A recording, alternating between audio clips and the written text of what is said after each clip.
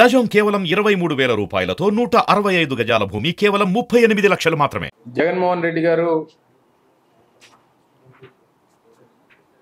రేపు జరగబోయేటువంటి సార్వత్రిక ఎన్నికల్లో వైఎస్ఆర్ కాంగ్రెస్ పార్టీకి సంబంధించి ఏ రకంగా సన్నద్ధం కావాలి, ఏ రకంగా పార్టీ కేడర్ అంతా కూడా సమాయత్తం కావాలి అనేటువంటి దానిపైన మొన్న గత నెల 27వ తారీఖున విశాఖ వేదికగా భీమిలి నియోజకవర్గంలో ఏర్పాటు చేసినటువంటి ఉత్తరాంధ్ర జిల్లాల పార్టీ కేడర్ సంబంధించినటువంటి సమాయత్త సమావేశం కానివ్వండి, లేదా నిన్న ఏలూరులో జరిగినటువంటి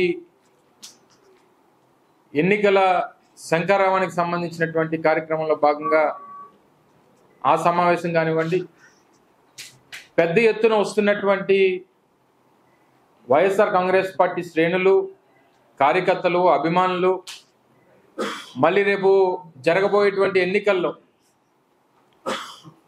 మళ్ళీ రాష్ట్రానికి ముఖ్యమంత్రిగా జగన్మోహన్ రెడ్డి గారిని చేసుకోవాలనేటువంటి తాపత్రయం, తపన, వీటన్నిటితో పాటు రాష్ట్ర ప్రజలకి గడిచినటువంటి 5 సంవత్సరాలుగా వైఎస్ఆర్ కాంగ్రెస్ పార్టీ ప్రభుత్వంలో చేపడుతున్నటువంటి సంక్షేమ కార్యక్రమాలు వీటిని కొనసాగించాలి. కొనసాగించేటువంటి దానికి వైఎస్ఆర్ కాంగ్రెస్ పార్టీ ప్రభుత్వం మాత్రమే, జగన్మోహన్ రెడ్డి గారి ద్వారా మాత్రమే ఇది సాధ్యపడుతుంది అనేటువంటి ఒక ఆలోచన విధానంతో పార్టీ నాయకులు కానీ, కార్యకర్తలు కానీ, అభిమానులు కానీ ఈరోజు పెద్ద ఎత్తున లక్షలాదిగా వస్తున్నటువంటి సందర్భాన్ని చూసాం. వీటన్నిటినీ కూడా డైవర్ట్ చేయాలి. జగన్మోహన్ రెడ్డి గారికి వస్తున్నటువంటి స్పందన, వైఎస్ఆర్ కాంగ్రెస్ పార్టీకి వస్తున్నటువంటి స్పందన చూసి ఏదో రకంగా ప్రభుత్వం మీద బురద జల్లాలనేటువంటి కార్యక్రమం ఎల్లో మీడియా గడిచినటువంటి వారం రోజులుగా, నిన్న ఒక పత్రిక విశాఖపట్నానికి సంబంధించి కానీ, రాష్ట్రానికి సంబంధించి కానీ ఐటీ అభివృద్ధి విషయంలో రాసినటువంటి వార్తలు, దానికి ముందు ఒకసారి మరో పత్రిక చంద్రబాబు నాయుడు గారికి అత్యంత వాడుకలో ఉన్నటువంటి పత్రికలు, ఆయన ఎక్కడికి వెళ్ళినా ఆ పత్రిక లేకుండా ఎక్కడికి బయటికి వెళ్ళి ఆ పత్రిక పారిశ్రామిక అభివృద్ధికి సంబంధించినటువంటి దాంట్లో చేసినటువంటి వార్తలు కానివ్వండి, ఇవన్నీ కూడా ప్రజలు, అంటే ఈ రాష్ట్రంలో సంక్షేమాన్ని ఎలాగా వారు ఇచ్చినటువంటి వారి మేనిఫెస్టోలో ఏవైతే చెప్తా ఉన్నారో జగన్మోహన్ రెడ్డి గారి కన్నా ఎక్కువ ఇచ్చేస్తాం, జగన్మోహన్ రెడ్డి గారికి మించి ఇచ్చేస్తాం, జగన్మోహన్ రెడ్డి గారు ఇస్తున్నటువంటి పథకాల కన్నా ఇంకా ఎక్కువ ఇచ్చేస్తాం అని చెప్పుకుంటూ ఈ రాష్ట్రంలో ఎక్కడ సంక్షేమం అనేటువంటిది లేదు అనేటువంటి మాట చెప్పేటువంటి సాహసం చేయలేక, దానికి స్పందించలేక పరిశ్రమల మీద లేదా రాష్ట్ర అభివృద్ధి మీద, నిన్న మనం చూసినట్టు ఐటీ శాఖకు సంబంధించినటువంటి అంశాల మీద చాలా పెద్ద ఎత్తున కథనాలు రాస్తా ఉన్నారు.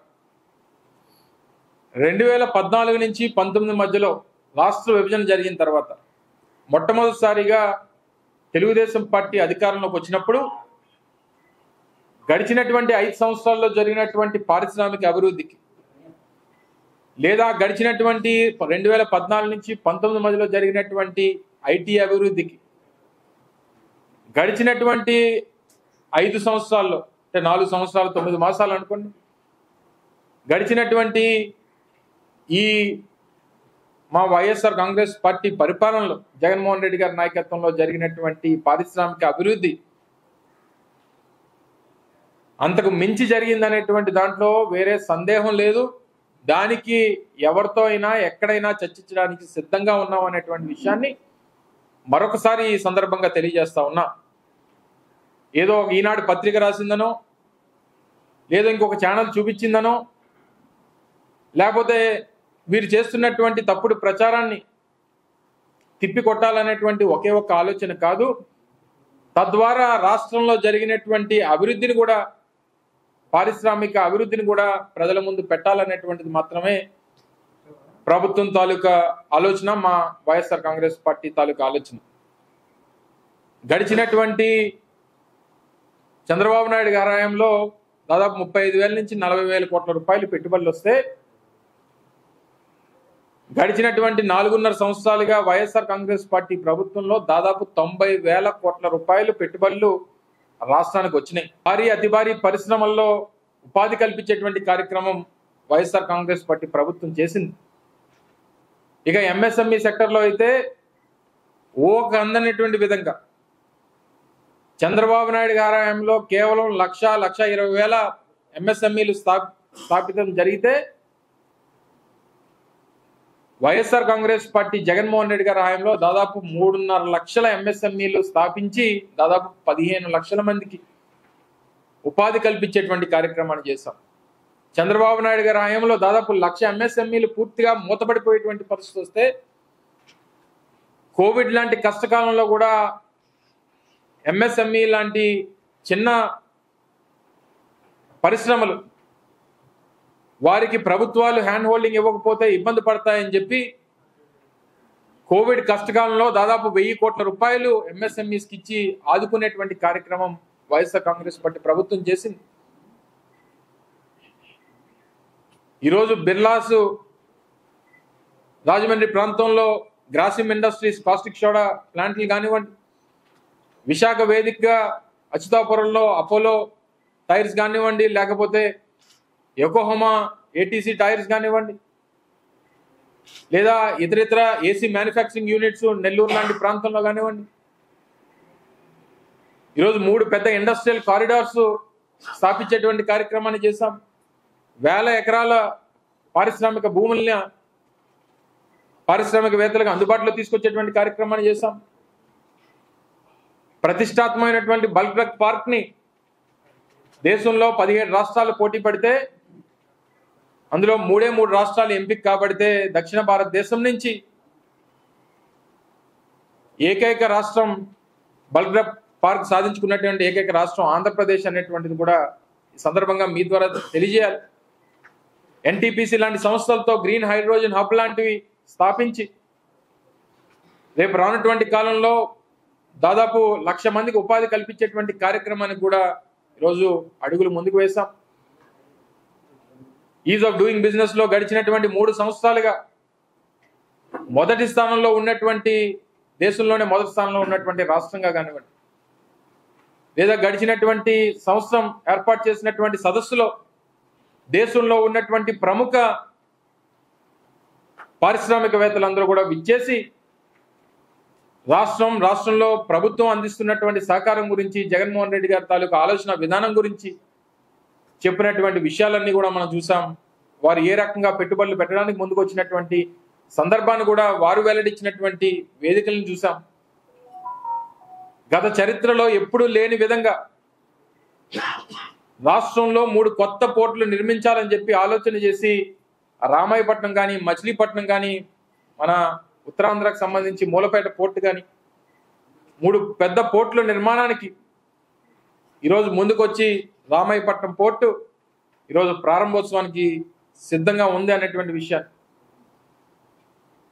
ప్రతిష్టాత్మకమైనటువంటి భోగపురం ఇంటర్నేషనల్ ఎయిర్పోర్ట్ కానివ్వండి, లేదా విశాఖపట్నంలో అదాని డేటా సెంటర్ కానివ్వండి, మొన్ననే ముఖ్యమంత్రి గారితో ప్రారంభించినటువంటి ఇన్ఫోసిస్ లాంటి దిగ్గజ సంస్థలు కానివ్వండి, ఈరోజు వారిని చూసి మిగిలినటువంటి పెద్ద పెద్ద సంస్థలు, విప్రో లాంటి సంస్థలు కానివ్వండి, ఐబిఎం లాంటి సంస్థలు కానివ్వండి, టీసీఎస్ కానివ్వండి, ఈరోజు ఈ పెద్ద సంస్థలన్నీ కూడా విశాఖపట్నం వేదికగా వారు కూడా కార్యకలాపాలు మొదలు పెట్టాలనేటువంటి కార్యక్రమం ఈరోజు ప్రభుత్వంతో జోరుగా చర్చలు చేస్తూ ముందుకు వచ్చేటువంటి కార్యక్రమాన్ని మనం చూస్తూ ఉన్నాం. ఇవన్నీ పక్కన పెట్టి ఏదో రకంగా విశాఖపట్నం మీదో, రాష్ట్రం మీదో, ప్రభుత్వం మీదో, జగన్మోహన్ రెడ్డి గారి మీదో బురద జల్లేస్తే రేపు మనకి ఎన్నికల్లో మేలు జరిగిపోతుంది అనుకుంటే వారి అమాయకత్వం. దయచేసి రాష్ట్ర భవిష్యత్తుని మీ రాజకీయ అవసరాల కోసం, మీ రాజకీయ పార్టీ రాష్ట్రంలో అధికారంలోకి రావడం కోసం మీరు పడేటువంటి తపన మానుకుంటే మంచిది. దానికోసం రాష్ట్రాన్ని పణంగా పెట్టొద్దు, రాష్ట్ర భవిష్యత్తుని పణంగా పెట్టొద్దు. మా పార్టీ మీదో జగన్మోహన్ రెడ్డి గారి మీదో మీకు కోపమో లేకపోతే ఇంకోటో ఏదో చూసి ఓరలేనితనమో లేదా అసూయో ఇంకోటో ఉండొచ్చు. కానీ దానికోసం రాష్ట్రం మీద, రాష్ట్ర భవిష్యత్తు మీద, ఈ ప్రాంత అభివృద్ధి మీద, దయచేసి ఈ ప్రాంత నాశనానికో ఈ రాష్ట్ర భవిష్యత్తుని పణంగా పెట్టడానికో దయచేసి ప్రయత్నం చేయొద్దని చెప్పి మరొకసారి మీ ద్వారా ఈ ఎల్లో మీడియాకి, మరి ముఖ్యంగా నీచంగా రాస్తున్నటువంటి వార్తలు వాస్తవానికి పూర్తిగా దూరంగా ప్రజలకి మభ్యపెట్టాలని, ప్రజల్ని మోసం చేయాలనేటువంటి ప్రయత్నాల్ని మానుకోమని చెప్పి మరొకసారి మీ ద్వారా ఎల్లో మీడియాని కోరుకుంటూ, జగన్మోహన్ రెడ్డి గారి నాయకత్వాన్ని ఈరోజు పెద్ద ఎత్తున జరుగుతున్నటువంటి సభలు రాష్ట్ర ప్రజలు, రాష్ట్రంలో వైఎస్ఆర్ కాంగ్రెస్ పార్టీ కార్యకర్తలు ఏ రకంగా జగన్మోహన్ రెడ్డి గారి నాయకత్వాన్ని బలపరచాలని చెప్పి ప్రతి ఇంటి నుంచి కూడా ఈరోజు బయలుదేరి ముందుకు వస్తూ ఉన్నారో వారందరూ కూడా జగన్మోహన్ రెడ్డి గారికి అండగా నిలబడమని చెప్పి మరొకసారి మీ ద్వారా కోరుతా ఉన్నాం. Thank you. చంద్రబాబు నాయుడు గారి పార్టీ కదా కాంగ్రెస్ పార్టీ. నాకు ఒక మాట చెప్పండి. ఈ దేశంలో, కొన్ని దేశం సంగతి పక్కన పెట్టి, ఈ రాష్ట్రంలో ఒక్క వైఎస్ఆర్ కాంగ్రెస్ పార్టీతో తప్పితే చంద్రబాబు నాయుడు ఏ పార్టీతో పొత్తు పెట్టుకోలేదు చెప్పండి ఒకసారి. ఆయన రాజకీయం మొదలుపెట్టిన దగ్గర నుంచి, తెలుగుదేశం పార్టీని ఆయన స్వాధీనం చేసుకున్న దగ్గర నుంచి, ఎన్టీ రామారావు గారికి వెన్నుపోటు పొడిచి ఆ పార్టీని లాక్కున్న దగ్గర నుంచి 95 నుంచి 2024 దాదాపు 30 సంవత్సరాలు పూర్తవుతా ఉంది. 2011లో స్థాపించినటువంటి వైఎస్ఆర్ కాంగ్రెస్ పార్టీతో తప్పితే ఏ పార్టీతో పొత్తు పెట్టుకోలేదు చెప్పు చంద్రబాబు నాయుడు. బీజేపీతో, CPI, CPM, TRS, BSP, Janasena, మళ్ళీ బీజేపీ, మళ్ళీ జనసేన. ఏంటిది? ఇన్నిసార్లు ఇన్ని పార్టీలతో పొత్తులు ఇవన్నీ చేసుకొని ఒక పక్క, సరే మీరు అడిగిన ప్రశ్న ఏంటి, మీరు ఎంత అభివృద్ధి చేస్తే ఎమ్మెల్యేలు ఒకరో ఇద్దరు వెళ్ళిపోతారు. ప్రజాస్వామ్యంలో వాళ్ళ రిక్వైర్మెంట్స్ వేరే ఉండుంటాయి, వాళ్ళ అవసరాలు వేరే ఉండుంటాయి. వాళ్ళు వెళ్ళిపోయిన దానికి రాష్ట్రంలో అభివృద్ధి జరగలేదనో, లేకపోతే జగన్మోహన్ రెడ్డి గారు అభివృద్ధి చేయలేదు కాబట్టి వెళ్ళిపోతున్నారంటే అమాయకత్వం. అది ఎందుకు చేస్తుంది? పార్టీ ఎవరైనా వదులుకోవాలని అనుకుంటుంది చెప్పు? పార్టీ ఎక్కడా కూడా ఏ రోజు, అదే అడుగుతున్నా, ఈ రోజు వెళ్ళిపోదాం అనుకుంటున్నటువంటి వారు ఎవరన్నా ఉంటే, ఒకవేళ వాళ్ళు ఏదైనా కారణం చెప్పుంటే ఆ కారణాలు ఇప్పటి వరకు ఎందుకు గుర్తు రాలేదని అడుగుతున్నాను. నువ్వు అడిగిన ప్రశ్నే. 5 సంవత్సరాల తర్వాత ఇప్పుడు ఎందుకు వెళ్ళిపోతున్నారంటే, మరి 5 సంవత్సరాలు ఎందుకు మాట్లాడలేదు మరి? సో దానికి మీరు అడగాల్సిన ప్రశ్నల్ని ఏ పార్టీ కూడా, ఏ రాజకీయ పార్టీ కూడా మా సిద్ధాంతాలని, జగన్మోహన్ రెడ్డి గారి నాయకత్వాన్ని, ఆయన ఆలోచన విధానాలని, వీటిని బేస్ చేసుకొని మేము ఆ నాయకత్వాన్ని నమ్ముకొని ఉంటాం తప్ప, నేను చాలా సందర్భాల్లో చెప్పాను, వ్యక్తుల వల్ల పార్టీ కాదు, పార్టీ వల్లే వ్యక్తులు అనేటువంటి విషయాన్ని ఏ రోజైతే రాజకీయాల్లో ఆ సూత్రాన్ని పాటిస్తారో రాజకీయాల్లో కొనసాగేదానికి అవకాశం ఉంటుంది.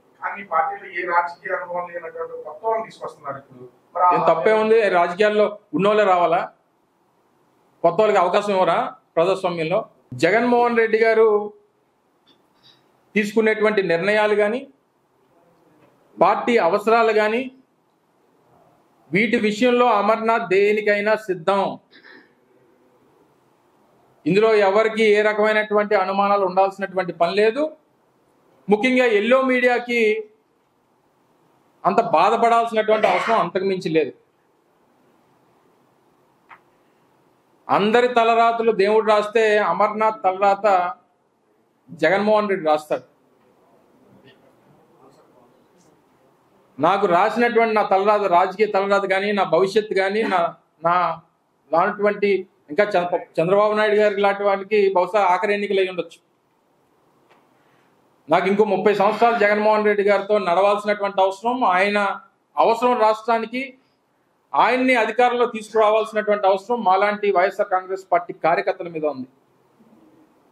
అవసరం అయితే ఇంకొక 5-6 ఎలక్షన్లు ఫేస్ చేయాల్సినటువంటి అవసరం ఉంది, ఆ వయసు ఉంది. సో వీటన్నిటి మధ్య జగన్మోహన్ రెడ్డి గారు ఏదైతే చెప్పారో, రేపు రాష్ట్రంలో వైఎస్ఆర్ కాంగ్రెస్ పార్టీని మళ్ళీ తిరిగి అధికారంలో తీసుకురావడానికి ప్రతి ఇంటి నుంచి ప్రభుత్వం వల్ల, ఈ పార్టీ వల్ల లబ్ధి పొందినటువంటి ప్రతి ఒక్క వ్యక్తి నాకు స్టార్ క్యాంపెయినర్ అనేటువంటి విషయాన్ని ఏదైతే చెప్పాడో అందులో అమర్నాథ్ ఒకడు అనేటువంటి విషయాన్ని కూడా ఈ సందర్భంగా తెలియజేస్తా ఉన్నా. పాత ఉమ్మడి విశాఖపట్నం జిల్లాలో నాకున్నటువంటి పరిచయాలు, నాకున్నటువంటి రాజకీయ అనుభవం, నాకు ఈ ఉమ్మడి విశాఖపట్నం జిల్లాలో వైఎస్ఆర్ కాంగ్రెస్ పార్టీ కార్యకర్తలతో ఉన్నటువంటి సత్సంబంధాలని ఉపయోగించి ఒక సామాన్యమైనటువంటి వైఎస్ఆర్ కాంగ్రెస్ పార్టీ కార్యకర్తగా అవసరమైతే పార్టీ కోసం, జగన్మోహన్ రెడ్డి గారి కోసం సాక్రిఫైస్ చేయడానికి సిద్ధంగా ఉన్నా. దానికోసం ఇంటింటా ఊరు మళ్ళీ జగన్మోహన్ రెడ్డి గారిని అధికారంలోకి తీసుకురావడం కోసం పనిచేయడానికి అమర్నాథ్ సిద్ధంగా ఉన్నాడు. దీని గురించి ఇతర అంశాల గురించి ఎవరికన్నా ఏదన్నా ఉంటే దాన్ని ఎక్కువగా దాని మీద చర్చ చేసో లేకపోతే ఆలోచన చేసో ఎక్కువగా దాని మీద పొరపాటు చేసుకోవద్దు అనేటువంటిది నా అభిప్రాయం. నేను చాలా క్లియర్ కట్గా ఉన్నా. జగన్మోహన్ రెడ్డి గారిని అధికారంలోకి తీసుకురావడం ఒక చారిత్రాత్మకమైనటువంటి అవసరం ఈ రాష్ట్రానికి. రేపు ఈ రాష్ట్రంలో దాదాపు 190% మంది ప్రభుత్వం వల్ల, పార్టీ వల్ల లబ్ధి పొందుతున్నటువంటి ప్రతి ఒక్క పేదవాడికి మళ్ళీ జగన్మోహన్ రెడ్డి గారు అధికారంలోకి వస్తేనే మంచి జరుగుతుంది అనేటువంటి విషయాన్ని ఊరూరా ఇంటింటికి వెళ్ళి చెప్పాల్సినటువంటి బాధ్యత ప్రతి ఒక్కరి మీద ఉంది. పార్టీకే కాదు, ప్రభుత్వం చేసినటువంటి కార్యక్రమాలకు కూడా క్యాంపెయినర్గా అవసరం ఉంటుంది అనేటువంటి విషయాన్ని నేను భావిస్తా ఉన్నా. జగన్మోహన్ రెడ్డి గారు ఏ నిర్ణయం తీసుకున్నా దానికి అమర్నాథ్ సిద్ధం అనేటువంటి విషయాన్ని మరొకసారి మీ ద్వారా ఎవరెవరికైతే అనుమానాలు ఉన్నాయో అందరు కూడా తెలియజేస్తాను. పార్టీకి స్థానం లేనప్పుడు ఆవిడకే ఉంటుంది స్థానం. సో దాని గురించి ఏది మాట్లాడినా పెద్దగా సీరియస్ గా తీసుకోవాల్సినటువంటి అవసరం లేదనేటువంటిది నా అభిప్రాయం. ఆవిడ గురించి చెప్తున్నాను, ప్రత్యేక హోదా గురించి చెప్పలేదు. నువ్వు మళ్ళీ దాని నుంచి ఇట్మెంట్ చేస్తే 3 గంటలు కాకపోతే 24 గంటలు భేటీ అవుతారు. ఏముంది, అది కొత్తే కదా. 3 గంటలు కాకపోతే 36 గంటలు భేటీ అవుతారండి. వాళ్ళిద్దరు పొత్తుల్లో ఉన్నారు. ఆయన 2 చెప్పాడని ఈయన 2 చెప్పాడు. ఆయన 2 సీట్లు అన్నాడని ఈయన 2 సీట్లు అన్నాడు. నేను కూడా కోరుకునేది అదే. ఆయన 100 ఈయన 100 చెప్పిస్తే బాగుంది కదా. లేదా ఆయన 175 ఈయన 175 అనౌన్స్ చేసి మనండి. అంటే నేను అడిగేది ఏదైతే పవన్ కళ్యాణ్ గారు మొన్న 2 సీట్లు ప్రకటించినప్పుడు అరే కాపోడ్రా అని అనిపించినట్టు, మగాడ్రా అనిపించినట్టు అనిపించింది నాకు. ఎందుకంటే చంద్రబాబు నాయుడు మనతో చర్చించకుండా 2 సీట్లు అనౌన్స్ చేయడం ఏంటి, మనం కూడా 2 సీట్లు అనౌన్స్ చేద్దామని చెప్పి అనౌన్స్ చేసిన తర్వాత అనిపించింది నాకు.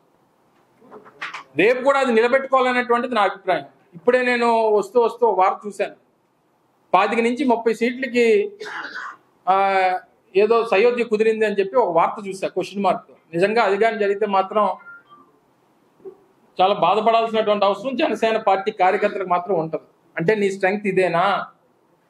175 సీట్లలో 25 సీట్లు పోటీ చేస్తున్నావు అంటే మన స్ట్రెంగ్త్ ఇంతేనా? అంటే 700లో 1వ వంతు అంతేనా?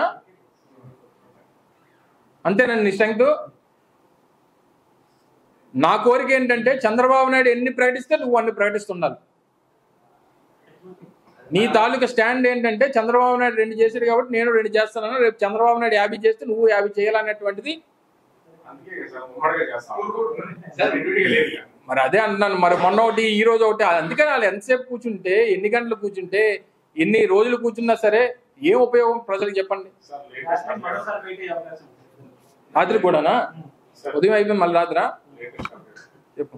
ఇప్పుడు మన తెలంగాణ ఎలక్షన్ సమయంలో నాగార్జున సాగర్ కి మొత్తం ఏపీ పోలీసులు అంతా వెళ్ళి చాలా హడావిడి జరిగింది. సో ఇప్పుడు రేవంత్ రెడ్డి కొద్దిసేపటిగా మాట్లాడుతూ దొంగచాటుగా రావడం కాదు, తమ్ముడు ఇప్పుడు రండి నాగార్జున సాగర్ గారు దొంగచాటుకి వెళ్ళామండి. ఆ రోజేం దొంగచాటుకి వెళ్ళదే. ఎందుకు అలా వేసేస్తారండి? పోలింగ్ అవుతుండగానే పోలీసులు పంపిస్తే ఓట్లు వేసేస్తారండి జనం. పసుపు కుంకుమలో ఉంటది. చంద్రబాబు నాయుడు 2019లో పసుపు కుంకుమ ఇచ్చినట్టు ఉంటది. పోలింగ్ ముందు రోజు 4,5,000 ఇచ్చిస్తే మనకు గుద్దేస్తారు అనుకున్నారు. ఏమైపోయింది? ఇవన్నీ అనుకున్నటువంటి వారికి, చూసినటువంటి వారికి రకరకాలుగా ఉంటాయండి. ఏదో ఒక నిర్ణయం వల్ల లేదా ఎన్నికల రోజు ఉదయం జరిగినటువంటి ఒక కోడెల శివప్రసాద్ ఏం చేసి బట్టలన్నీ చింపించుకొని ఊరు తెరగలేదా? కోడెల శివప్రసాద్ బట్టలన్నీ చింపించుకొని మొత్తం పాపం ఆయన స్వర్గంలో ఎక్కడున్నారో తెలియదు పాపం కీర్తి చేసి ఎన్నికల ముందే 15 రోజుల్లో మొత్తం ప్రొసీజర్ క్లియర్ చేస్తామని చెప్పాము. అన్ని 6,200 పోస్టులు ఇచ్చాము. వాటితో పాటు ఫారెస్ట్ డిపార్ట్మెంట్ మరో 600 ఇచ్చాము. ఇవన్నీ కూడా జూన్ 12వ తారీఖుల్లో బహుశా నాకు తెలిసి కొత్త ప్రభుత్వం మళ్ళీ మా రెండోసారి ప్రభుత్వం మా ఫామ్ అయ్యే టైంకి వాళ్ళందరూ కూడా జూన్ 12వ తారీఖు మళ్ళీ ఎప్పుడైతే రాష్ట్రంలో ప్రభుత్వ పాఠశాలలు మళ్ళీ తెరుచుకుంటాయో ఆ టైంకి వీళ్ళందరూ ఉద్యోగాల్లో ఉంటారు. ఇది మళ్ళీ మీరు క్వశ్చన్ మార్క్ పెడితే నాకు తెలియగడుతాను. చెప్పేసాం కదా, ఎన్నిసార్లు చెప్పాలి నువ్వు అడిగిన దానికి? ఇక ఎన్నిసార్లు చెప్పాలి నీకు సమాధానం? ఏమ్మా నువ్వు మర్చిపోయావా క్వశ్చన్ ఏంటి?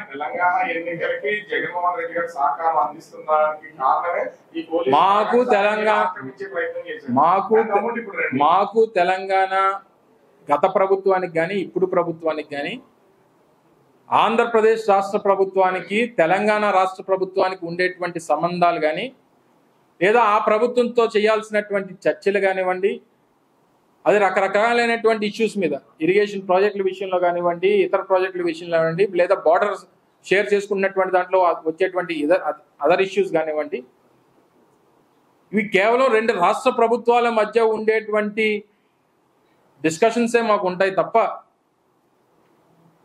చంద్రబాబు నాయుడు లాగా ఇతర అవసరాలు కానీ, పారిపోయి రావడాలు కానీ, లేదా డబ్బులు ఇస్తూ దొరికిపోవడాలు కానీ ఇటువంటివి మా దగ్గర ఉండవు అనేటువంటిది దయచేసి గమనించాలి. ఈ విషయం ఒక్క పక్క రాష్ట్రం అయినటువంటి తెలంగాణతో కాదు, మమ్మల్ని బీజేపీతో కూడా మమ్మల్ని ఇచ్చేస్తూ ఉంటారు.